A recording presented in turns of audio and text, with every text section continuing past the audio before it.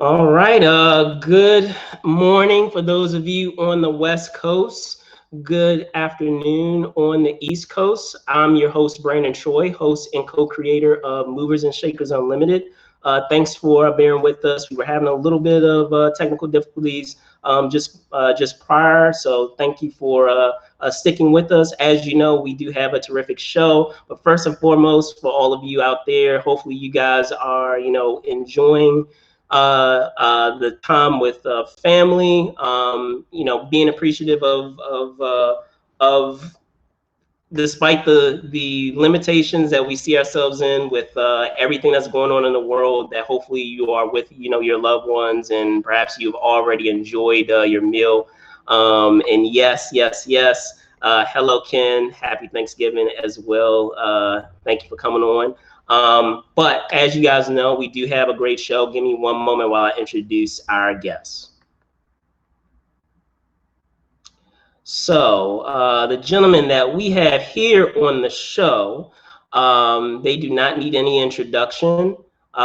He is a award-winning stuntman. He's stunt coordinator, action coordinator, fight coordinator, what have you, for many of the films that you have come to love, whether it's Rush Hour, Shanghai Noon, Scorpion King, The Amazing Spider-Man. I can go on and on and on. He's a 14-time, nominee for the World Stunt Awards, which is the most of any person thus far. So without further ado, I want to introduce Mr. Andy Cheng. What's going on, man? How you doing? How are you, man? How are you, Brandon? Happy I'm good. Thanksgiving. Everything's good? Yep, everything is good, sir. So first and foremost, thank you so much for coming on under all the circumstances, and joining me for this finite amount of time. But I really do appreciate you coming on. So first and foremost, how are you, man? And I know, as I said, there's so much stuff going on out in the world right now, and I know things are hectic there on the West Coast too. So how are things? Uh, things okay for me. I live this area pretty good. The weather's good. Today is really windy, but it's good. Yeah, I think the world is have trouble, but I'm lucky. I mean, this area is pretty good. Absolutely, absolutely. Now, just to hit the ground running, and doing some research about, your entire career, I understand from an early age you had a passion for, Taekwondo, and that ended up, evolving into a career in the entertainment industry with stunts. So, can you talk a bit to the, a little bit to those formative years of you having that passion for Taekwondo, and all the awesome accolades that you were able to gain over that time, as a youngster. Uh, I think that's go back to a long time ago. When I in high school. Uh, Junior high when I see the class about taekwondo. So it doesn't matter that moment is any kung fu. I will see it. I will go take a lesson. So I lucky I see taekwondo, and then I start training taekwondo. At the same time, that moment is if you remember, Jackie Chan have a movie called Police Story Run. So Police Story is come out, and then I see what he doing. I say, wow, I can do what he's doing. So that is my motivation. Start train very hard for taekwondo, and I think, oh, one day maybe I can do a movie. So that's how all the taekwondo and Jackie Chan connect. Like I see, oh wow, what he doing? He running in the hill in the police story when he running chasing the bus. That hill is my backyard. That's where I grow up. I always slide with the cardboard. So I said, wow, I can do what he's doing. So that give me the idea. I want to do a movie. And then taekwondo is just that moment I start and I train very hard. And I find out, oh, I'm not just want to get the bad belt. I want to get the fighting, when I have the competition at the free sparring. So, and then that connect to, I'm represent Hong Kong, I end up represent Hong Kong 4 times, and then I go international to do World Game and Asian Game. And my final fight is in Chinese Taipei. I finished the bronze medal in the Asian Game. That's I start after that. Then I retire, and then I focus on doing stunt. And then that connect because my kicking at the moment. Jackie Chan did the movie in Australia, and he's in Melbourne and doing the Mr. Nice Guy. And luckily, or unlucky for him, he got hurt his neck, and then his stunt double got hurt. So they already shooting, and then one of the coordinator remember me as a good kicker, and they think, oh, maybe we can call Andy. So they call me at the perfect timing, and I take the job, and that's how me connect to Jackie from our first movie in 1996, Mr. Nice Guy. So that's how I get into him. So the circle is very funny because I look at his police story and end up a work for him. So that's just a whole thing is come up together. Awesome. Awesome. So it was in fact in '96. So it was not in '95. It was like circa 90. You would say '96 that you were, given that opportunity to be a part of the JC stunt team. Yes, it's in 1996. Yeah, I think 96 February, if I'm not wrong. Yeah, but yeah, it's 96. Okay, cool. Before that, before 96, I worked for the company called TVB. It's a Hong Kong television company. That's how I worked there my first almost 7 years. And then that's how I transferred from TV to movie, and then I start working for Jackie Chan. Awesome, and to speak a little more to that, just as you said, in watching Jackie in his other films, it was something that that he provided, inspiration for, and having a love for that discipline in the industry. So, can you speak to just that moment of knowing, like, gosh, like I'm gonna be a stunt double for Jackie Chan, like how surreal that was, like to know that this person that you aspired to and that you looked up to, you were now in the same space as and working with. I mean, first of all, I would never think about that. I mean, at very beginning, when like I said, I look at him and then I start saying, okay, I want to do movie. So when I get into the industry, at the TV show, and then Jackie have a Jackie Chan stunt team. So he have a stunt team. So the outsider for us, even the stuntman or whatever, it's very hard to get into it. It's because they already have their own team. So even you are freelance, to work for them, but you're not in part of them. So you can work for daily or something. So, and especially me that moment, I is more like a TV guy, TV stunt guy. So we work for the TV show all the time. And we do different thing, and TV I do more like a traditional, those wusa, wire work thing. And at that moment for Jackie, they doing more like a modern day stuff. And so my background is different than what they need. So I'm doing more like a wire work thing, like wusa. So it's very hard to transfer into them, until the moment. But lucky, I have my taekwondo background. So then when they do Mr. Nice Guy, they need a guy can full click, like kicking and good kicking skill and other, acrobatic movement.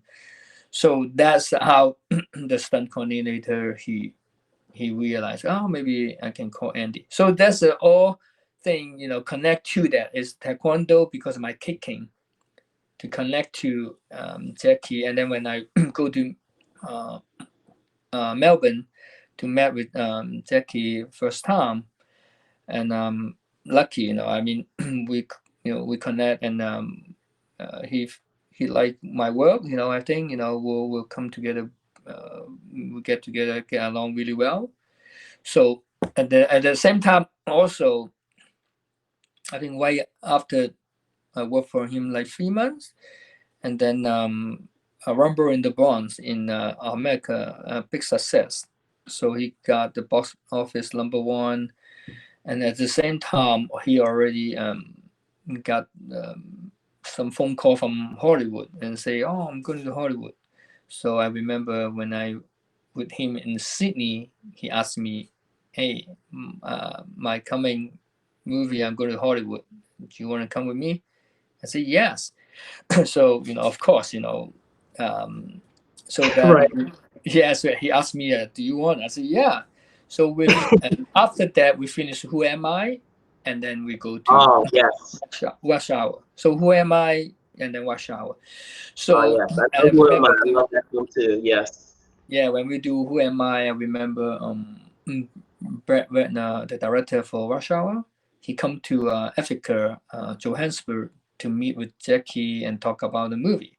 So that's how we know our next movie is Rush Hour. So lucky, like I said, or I don't know, it's fate or coincidence. They need a double. They need a guy can kick, and then because of my background, so that's how I from the TV get into it. So it's very hard to say, how I can imagine I will work for him, and of course, double him because his injury. So all connect like from nowhere. I don't know why will happening like this, but because maybe I look at him as my influence. He's the one to open my mind to do movie. So maybe that's the connection, and then end up we in sync. So it's perfect world. I just think it's all lucky. Is everything is for a reason. Maybe taekwondo, maybe because of him. So that's why. Awesome, awesome. So I'm gonna hop into Rush Hour, but before I hop into Rush Hour, you brought up Who Am I, which I have to talk about because like whenever I think of that film, I always think of that incredible fight between Jackie and the two of the henchmen of our main antagonists, and uh, can you talk a bit about that because even though there isn't a whole bunch of dialogue happening, there is still a story that's happening in terms of uh, Jackie, that his character assessing the strengths and weaknesses of each of those fighters and assessing how he can adapt to each of their abilities. So like I know one guy, like his strength was with his hands, and then with the other guy, the taller gentleman, his strength was with his legs because he could kick, and he had strength with being able to kick very well. So can you speak to that and him kind of setting up doing that sequence with that trio that was on the roof? Yeah, on the rooftop. Yeah, I remember. That is um um the tall guy is Ron, I think. Yeah, he's a good kicker, but at that moment he's his first movie. We find him because his ability, he's very flexible, as good karate kicking, and but he's not have enough experience back then. His movie um, experience is very very very green. So, but that setup, like you say, yeah, would Jackie have an idea, to separate them. One is more a hand thing, and one is more kicking. And yeah, as funny enough, he set up a lot of good thing. He set up the I don't know that moment because maybe his son have a earring or somebody. He see a young kid, a boy have a earring, so he also wanted teaching them. So he make the Yong as another guy. Yong have a earring is like a really long big earring. So when he do the fight, he's twisting his ear, right? He's twisting his Right, ring. right. He twists his ring and take his ring out, and then by accident. So I think he's on purpose is saying something. I mean, this is something he want to say as a boy. Why you wear earring like this long? When you fighting, you get trouble. So that's the idea. And then the kicking part, I think you see, I mean, everyone, if you love the movie, they will see the behind the scene. So we get into a little experience in trusting for Jackie about the kicking with Ron. So the timing and rhythm is very hard to in sync with Jackie, and he don't feel really comfortable. So I think in behind the scene we see that, but it's not as Ron problem from Ron. He have great skill. It's just experience, and then of course the rhythm, and then um, for Jackie to fight with Jackie, he have to have knowing his rhythm and his speed, and then also the safety, and then he trusted. So with the stunt team, like we have been working with him, and then we train with him, we live with him, like we in location, we all live together. So we train together, we eat together. So it's a lot of trust, a lot of feeling is like a family, like brothers.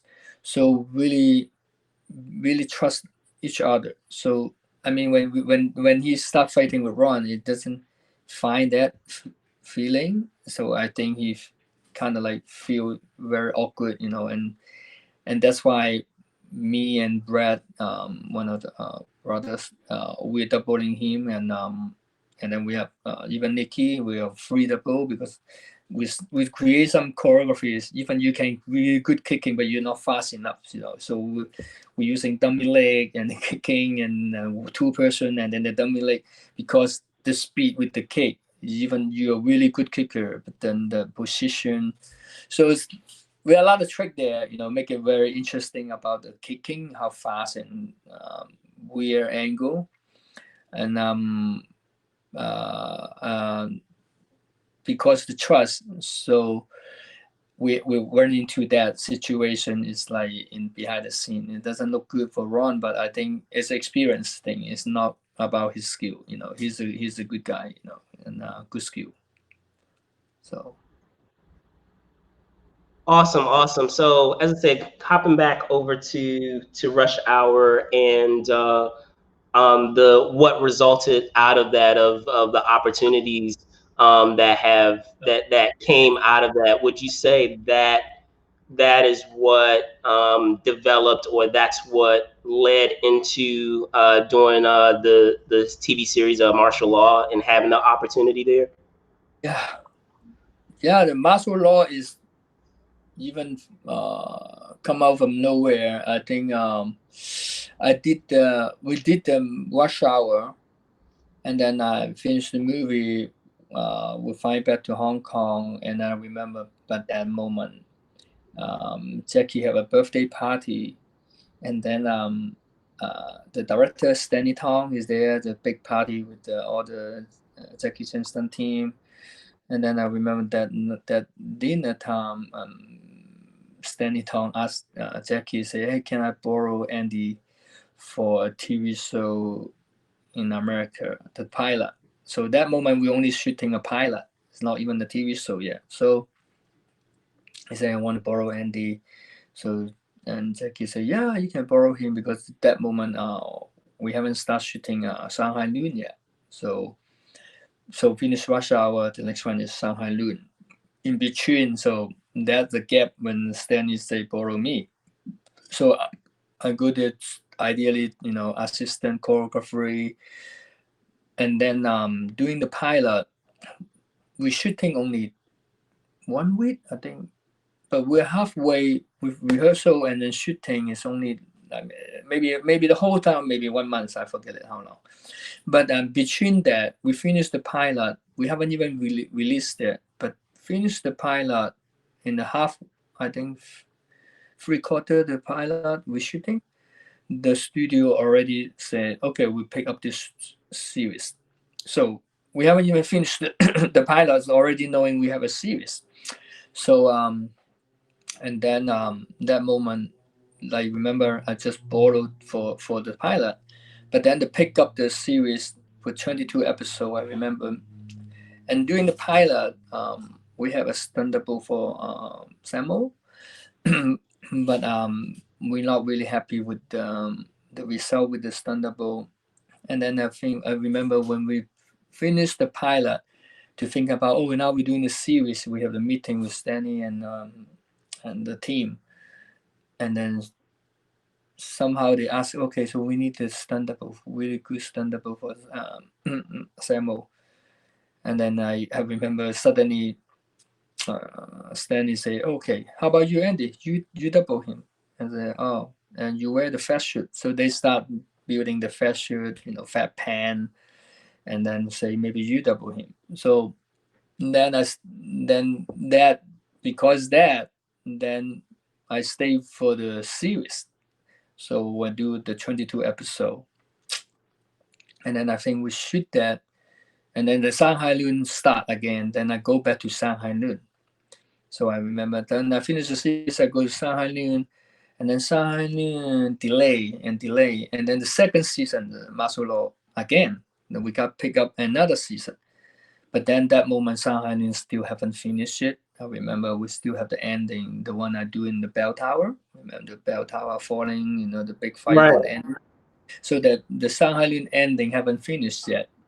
So I have to stay there, and then they calling me for the season 2, but then I cannot go back in on time. So they find a temporary double in from our American stuntman side. They find a guy to double for the first 3 months. But then when I finished the Shanghai Noon, it's already half the season done. So then I have no way, I can go back. It's not cool, if somebody already on this job. So then that's why I stay away from it. So I haven't do the second season. So I only do the first season. I finished Shanghai Noon. Then they do the second season. But then I thought I would go back for the third season, but unfortunately they don't pick up. So they cancel the show when I'm not there. So that's the kind of sorry for that. Gotcha. Oh, so we have a question for someone that's watching. Thanks, Terry, for your question. Let me bring it up. So his question is, what is the most intricate stunt that you've performed, and has there been any that haven't come across as well as you have hoped? One more time. So what's the question?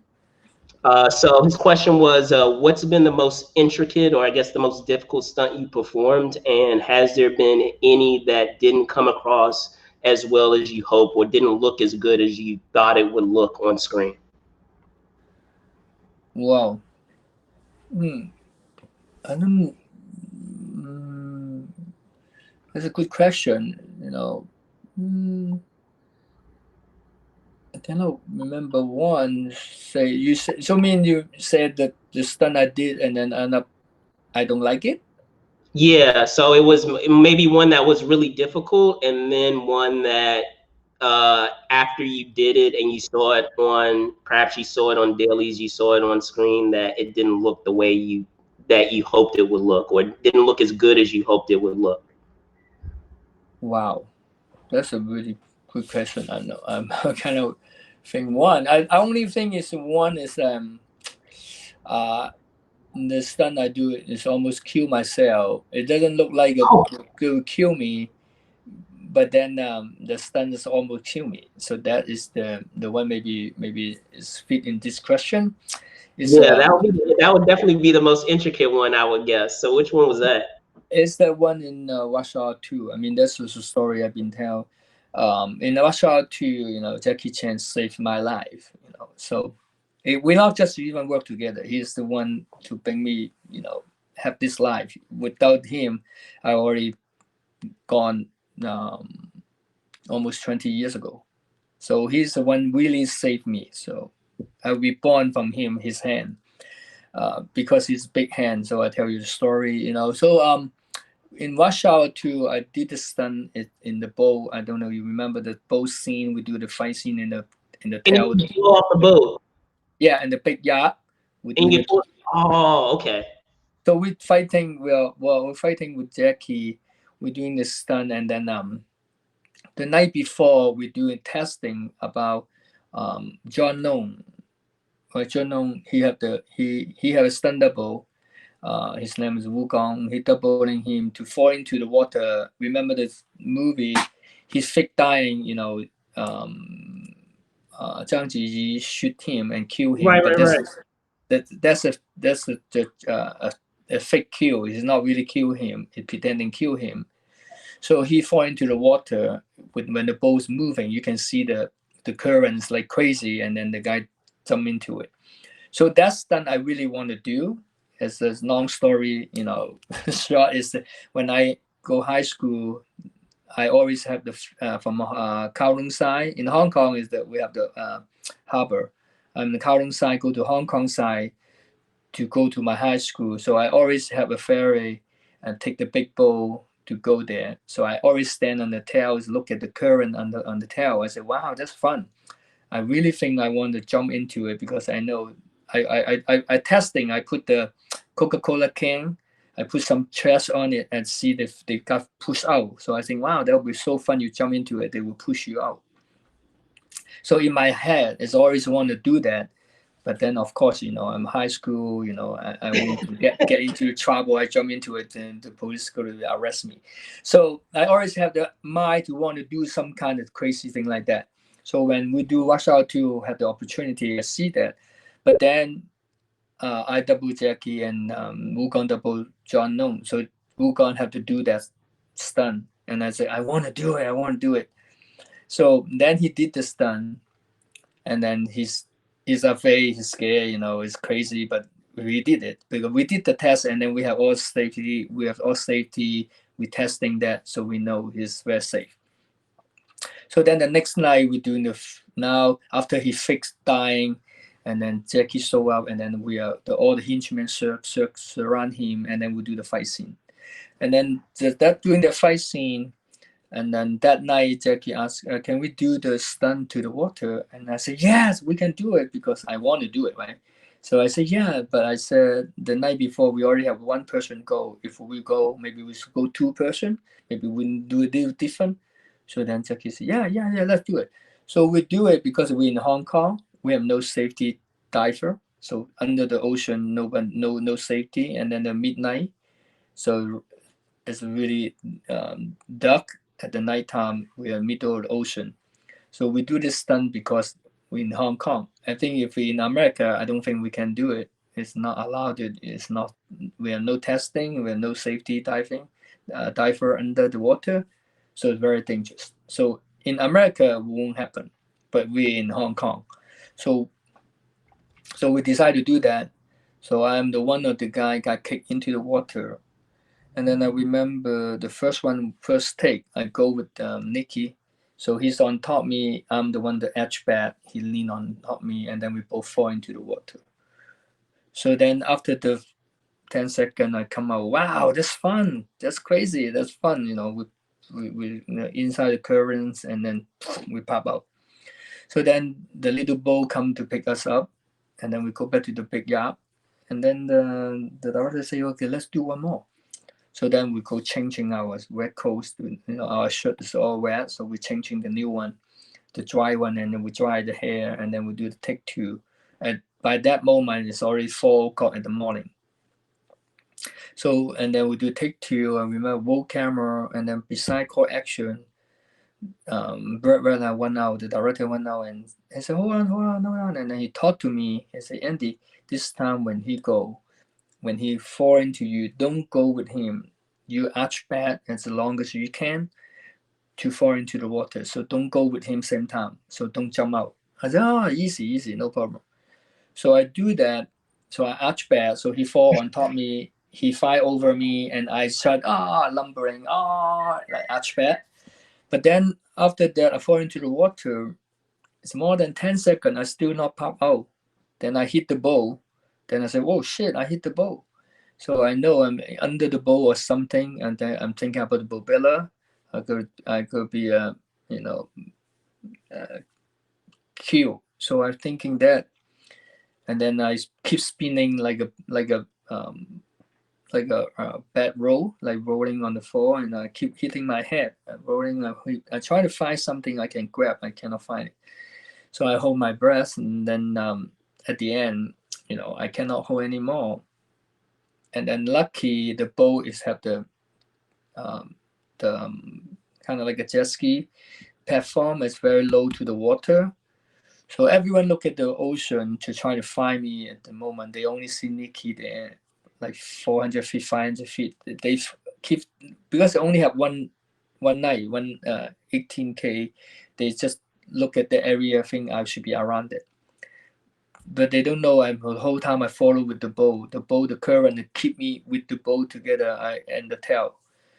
So, and lucky Jackie see me. So it's the three things is very lucky. Lucky is Jackie. If that is with different actor, they possible will send him inside and let the stunt people handle that, because Jackie, so he's there also my stunt team, my brother, so he stay there to helping. Second thing is the boat I say they have the jet ski platform. It's low enough to the water. It's like 3 foot about the water, so it's a very low. If a normal boat will be like 10 foot or 15 foot high, even they see me in the tail, I don't think they will jump down to it until the boat stop, until the current stop. So because the tail is so low to the water. And then third thing is because Jackie have a big hand. His hand's like 3 times bigger than my hand. He's big, and yeah, he's because he go up with the handstand. He doing the training. His hand is really big. It's a huge hand. So he grabbed my thigh here. It's very hard to grab if I have a shirt and then wet. If a normal people hand, I don't think they can hold me. So because his big hand, he grabbed it. And then so underwater, I hold the air, and at the moment I'm dying, I already give up and say, okay, I'm dying. So then he grabbed me, and then he pulled me out from the current, everything perfectly, pulled me out. So that is the stunts almost kill me. And but then when you look at the movie, you have no idea people would die for that. So that may be the thing, because when you look at the movie, even they're using that take is the take one. They don't even using my take two. So if I die for that movie, die for that stunt, you won't even see the stunt. It wouldn't have even been used anyway. Huh? You're saying that even had something that happened, it still wouldn't have been used anyway as the take. Yeah, you possibly don't even know that.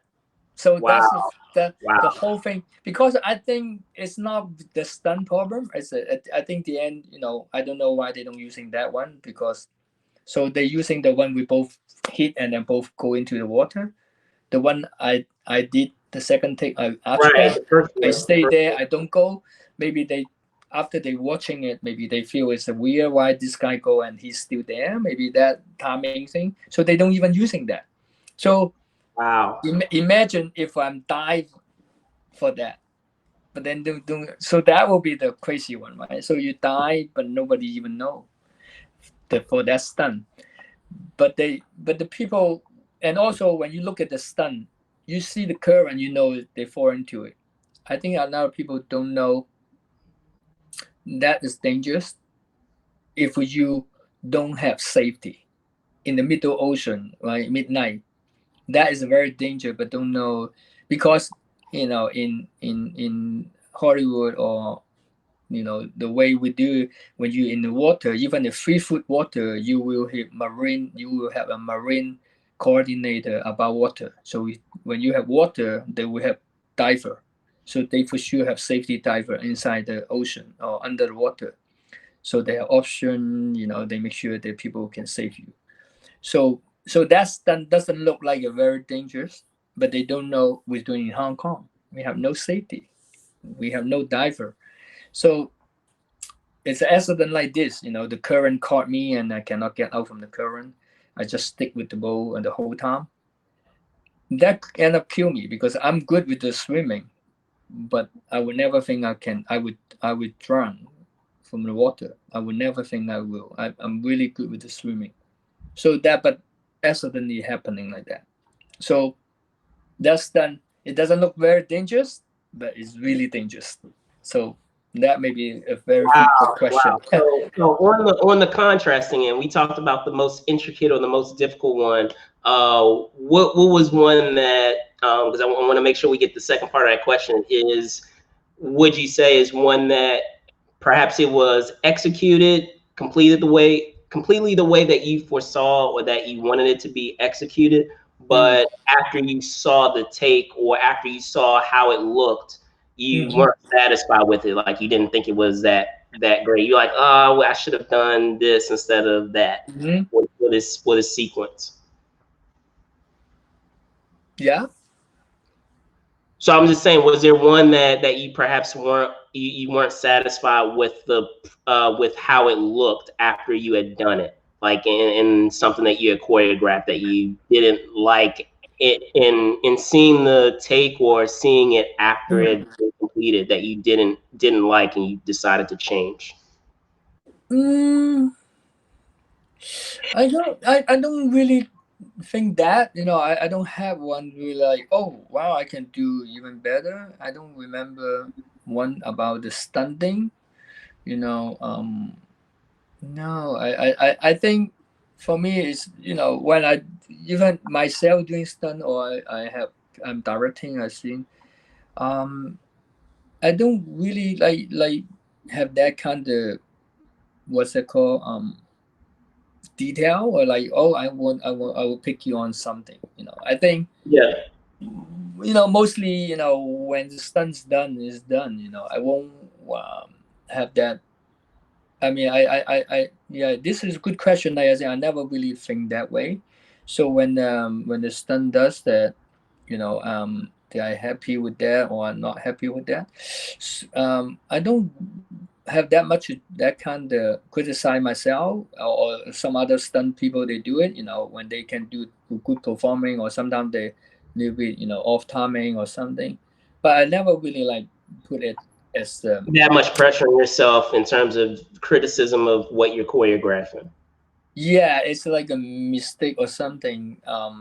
So far, I'm happy, what I done, and especially when I directing, sometimes I think I remember, one or two, the stunt guy doesn't performing the way I want, but I really like put into my head, like, okay, this is something I should doing something like different way, or sometimes I think I have a lot of forgiving, like you're saying, sometimes maybe they're not enough experience, sometimes, and maybe the operator problem, sometimes it's all it's many factors to get something like that. So I will never really like try to pick on it. Like say, okay, I should using the better stuntable or something. I think everyone have to have a experience and in turn to do a perfect stunt. So no, I don't record one.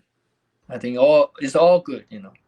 All right, awesome. So switching gears for a second, I know we've been talking about your body of work as a fight choreographer, as an action choreographer, what have you. However, I want to also get into the Badlands and Mm.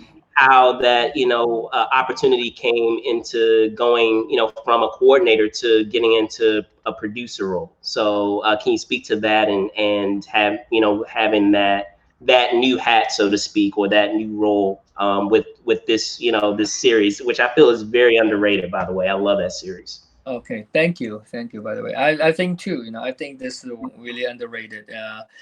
I mean, this is the one of my best work. I think one of my best work. I'm very proud of it, and then I'm very honest and happy and appreciate that I get that opportunity to work for this uh, great show. This show is, I mean, from a many perspective, is this show is have everything. They have a good cast, good actor, good producer, good writing, a good production value, and then good supporting for action. I mean, the biggest. I still don't heard one TV series I know have what we have. Like we have my unit, Stephen Fong and me, and we do the action unit. Our unit is like the drama unit. It's the same drama unit time. So for the episode, so they have 10-day, 9-day episode for one episode. We have the same time. So we as action and drama is equal. Even sometimes action even more time. So I never heard that. No TV show have that. They have a small second unit, maybe one episode, maybe 1 day, 2 day, or 3 day, maybe even 4 day. But it's exactly 9 day for for action. So it's a really good supporting, for us. And then you say I get into the producer credit is I original, I'm just as the action director for that. When I do the second season, I start from second season. So and thank you for Stephen Fong and Daniel Wu and Master Didi. They allow me to join the team, and then I start working with second season as a director. And so second season we have 10 episodes. So we start from there. I start understand the series, understand the character, understand the style we're going for, and then what with Mile and Al, two producer, the creator. So to understand what their take on, what they like, what the favorite they want, and then how we maintain the series. Like, I mean, it's a great series. I mean, people watching it, we're getting really, really, really good in the third season. And even we got pick up even more. So we have 16 episodes, and by doing the second season, we start knowing each other. So they see, oh, Andy did some good job or something. So I think I get into the trust, and then when we do third season, they start give me even more freedom, more creative side, control. They trust me. So I remember toward the end, almost everything about action. I'm involved about creatively and idea and the tone. So I think that's what they see me as a lot of involved. I involve, idea. Even the weapon design. I remember. If you remember the moonsaw is me and Daniel. We decided we come up with the ring on the moonsaw, and then it's a lot of different thing I involve. The action design and character. Weapon design. So it's a lot of thing I start involved as more than just the director. So I think that after that, they very generous and give me the producer credit. So I'm very appreciate that. And and doing this series, like I said, there's a lot of freedom for me. So I'm I'm very happy, the result. I mean, I hear you enjoy the show. I think that freedom and time they give me at the third season, I think I have a lot of fun, and it's one of the best work, like I said, besides I did the rundown. I love the rundown. I think it's one of my best work. But Yes. even into the Badlands, I mean, like I said, season 2 is my kind of like get into my gear and get into understand that, and then by doing season 3, I already full on it, and I feel totally understand the series. I totally understand those characters. I know their background, so I pretty much knowing which character, what they do, what should do, what their path. So I really into it. I mean, the season 3, I feel really, really, really fortunate. I have all the creative involved, and come up a lot of amazing things. It's a few series, few sequence. I mean, totally one man band. They never. Oh, Andy, you do it. And the director I communicate with him.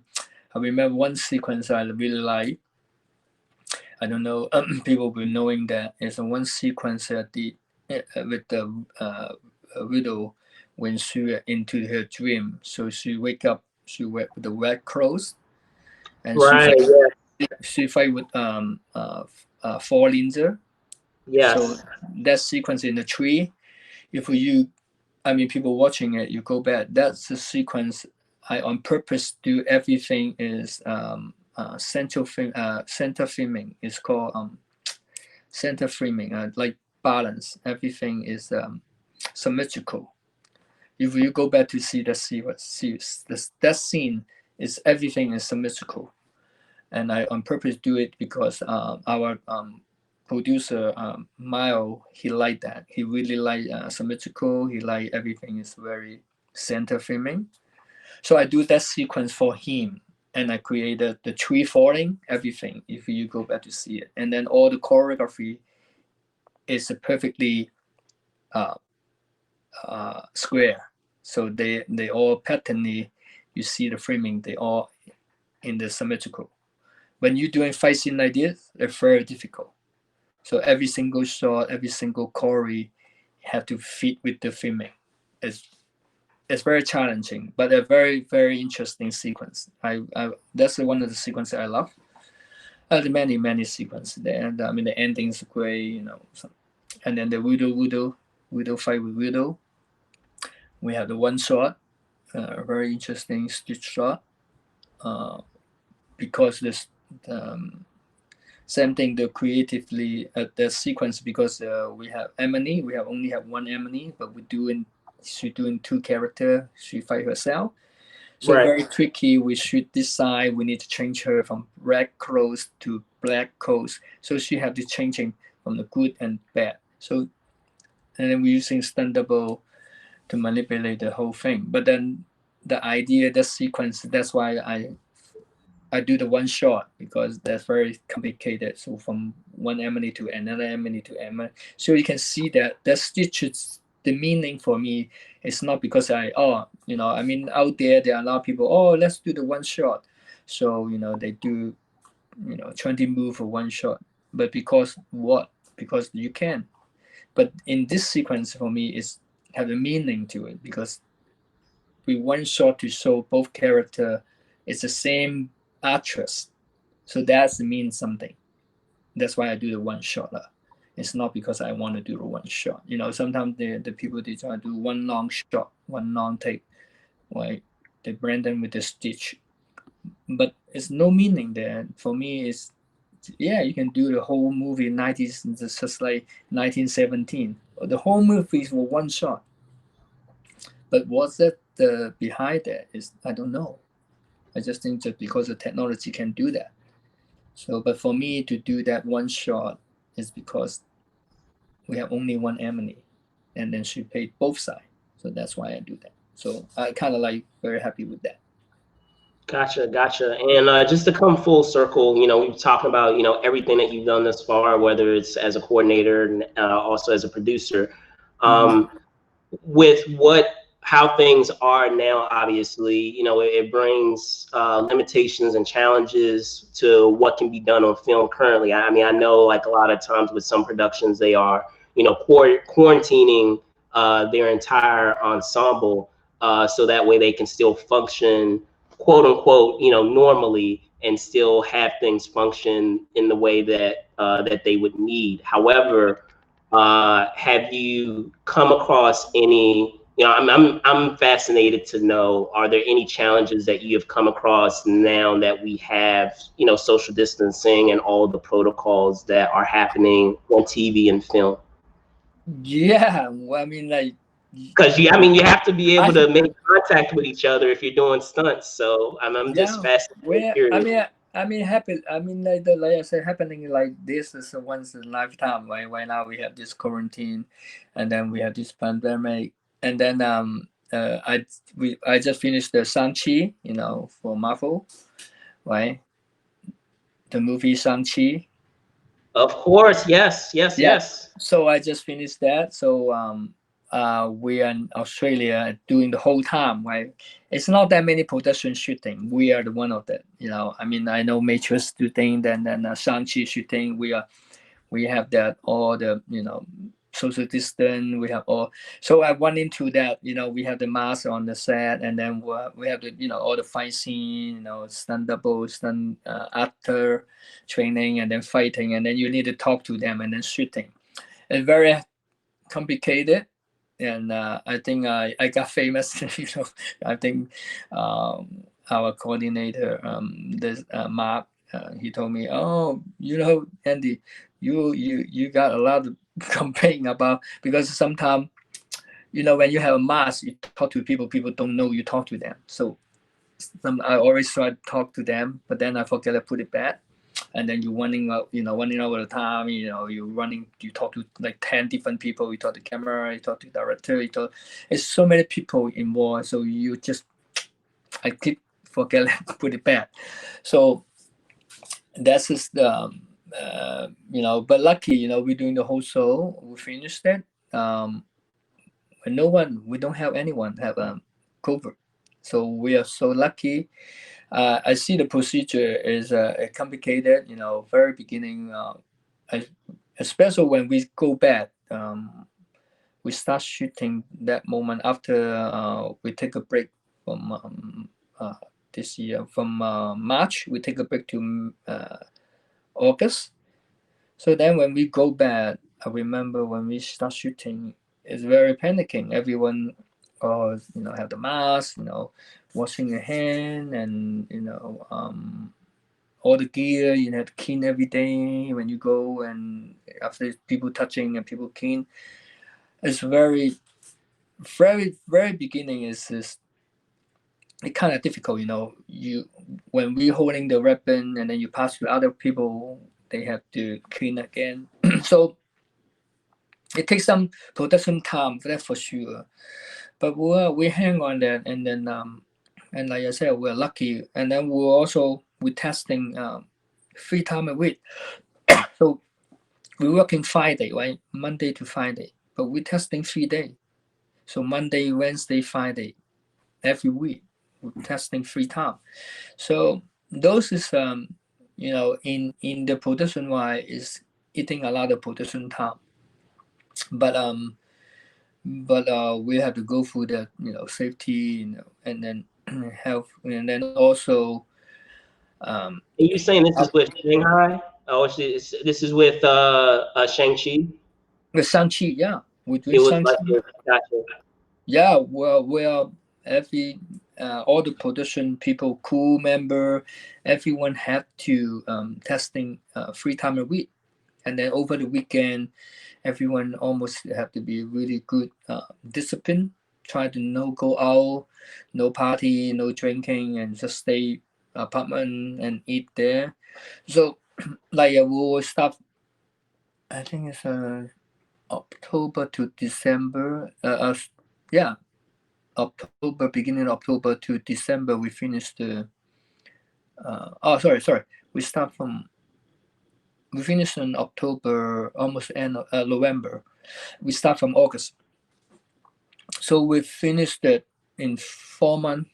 We're lucky. Nobody have COVID. So I think yes, it's a give us a little more extra work, but it worth it. And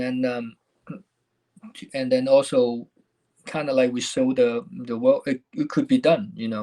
I mean, even right now it's a hard time to work, because the social distance, but it could be done. I mean, Disney did a great job. We have nobody have any trouble. We haven't even shut down anything. We shoot the whole time, and then we are on schedule finish the movie. So yeah, and then this is a crazy experience. Very lucky I am testing that. I mean, it's a lot of people not working, but we're doing that in this pandemic. We're shooting this whole movie, doing the whole time. So I think a very cool experience and a very lucky and fortunate, and then people no work and I'm still working. So Definitely.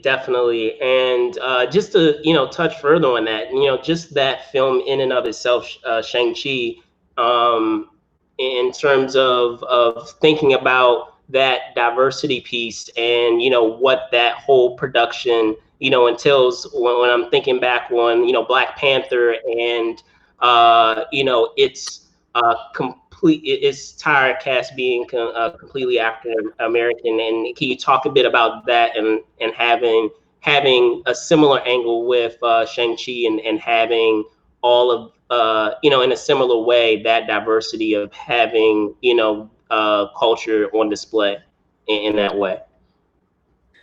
Oh, you talk about Shang-Chi, and it's kind of Like with the cast and with like the entire Black story. Panther, right? The whole Africa thing, right? And this Right. Shang-Chi thing is about the Chinese. Yeah, Yeah.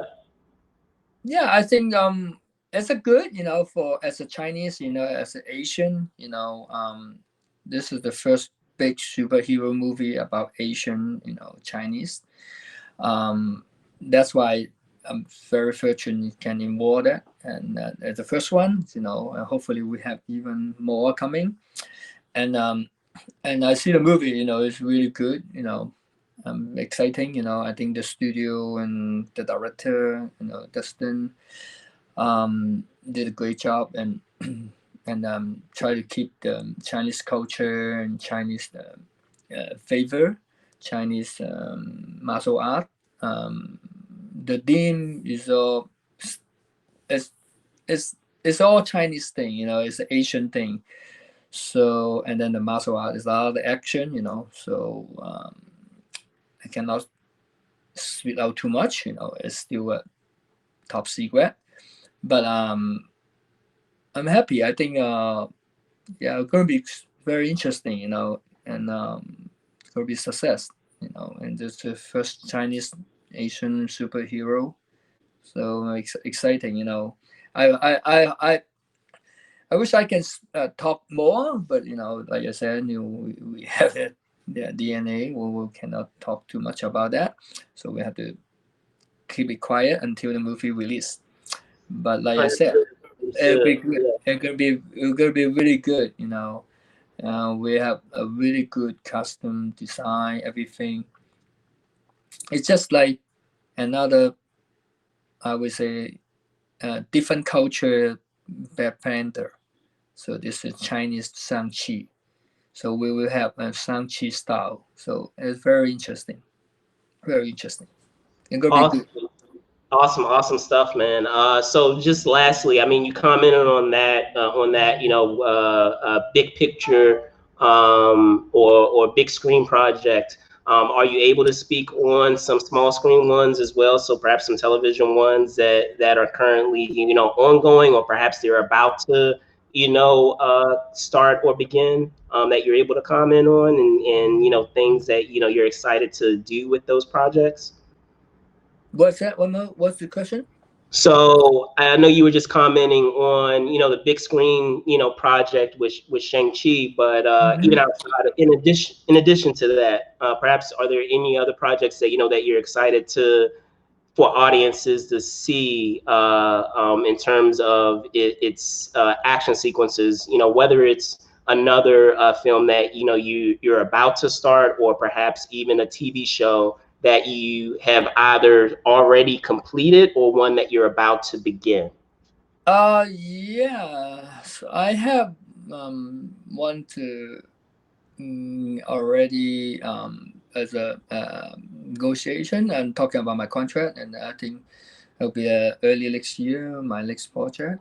I'm gonna be go to Hungary, Budapest. So as another good one, exciting too is based on the animation cartoon, Japanese cartoon. Very very interesting. Very super success cartoon. As a kid, superhero cartoon. Same thing, I cannot talk too much, but that's exciting because that one um, kind of like similar like the situation like uh, Shang-Chi, like Spider-Man, we're seeing how the we follow with the kid and then how it become a superhero, and this is based on the famous Japanese animation, huge series. There's a whole worldwide animation, and then even Netflix pick up the series and then do the remake. You know, not based on the Japanese version, and then do the remake. You know, and on Netflix it's really good animation. And that is my next project. I'm excited for it. It's a lot of how I would say is it because the series is a huge, you know, it's a really big franchise, big what's it called series. They have over, I think, 400 episode or something. It's a huge. So this is the first one they're doing that. So it's very exciting for me to is always do the beginning part. You know, I don't know, my career is always that lucky or unlucky. I do the first part and then there's people doing this sequel. So like Twilight, right? When I do Twilight, I do the part one. Or I do the Twilight and then the franchise success. But then different people doing that. And then this SHANG CHI, we're doing the first one, right? So now this is the up and coming. It's the same thing I'm doing the first one. So, but this is the huge franchise. Hopefully, you know, I can do more, but lucky, you know, to start the beginning, you know. So it's always challenging, you know, when you do the first one. So how you set up the tone, how you set up the bass. So it's challenging and exciting, you know, because it's such a big animation series put into the live action. So I'm excited. Awesome, man. Well, Andy, thank you so much, man. Thank you for you know, sitting down and, you know, talking about, you know, your career thus far and some of the cool things that are on the way. Before I let you go, can you tell folks where they can find your stuff? Find my stuff? What's it mean? So yeah, social media. So Oh, your Twitter, your Instagram, all that yeah, cool. yeah, Yeah. yeah. Instagram, Facebook, they always can find me. You know, I'm not post a lot, but once in a while they can see me, and then they can go back to checking my history. You know, I mean, right now is more Instagram, but I'm more like a Facebook guy. So if you go to Facebook, you can see my whole career, everything there. Yeah, the movie All right. and more everything. Yeah.